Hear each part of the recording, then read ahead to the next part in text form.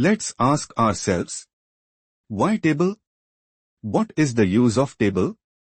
The answer is HTML table tag is used to display data in tabular form, row * column. There can be many columns in a row. Table heading. Table row, which are horizontally aligned. TD data cell, which are vertically aligned. Table footer. Let's see with an example. Let's add table with border attribute 1 and having cell padding 10, which specifies the space between the border of a table cell and its contents, and cell spacing specifies the space between the edges of adjacent cells.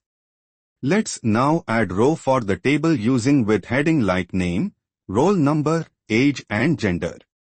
Let's check now in browser where headings of the table which are bold in look.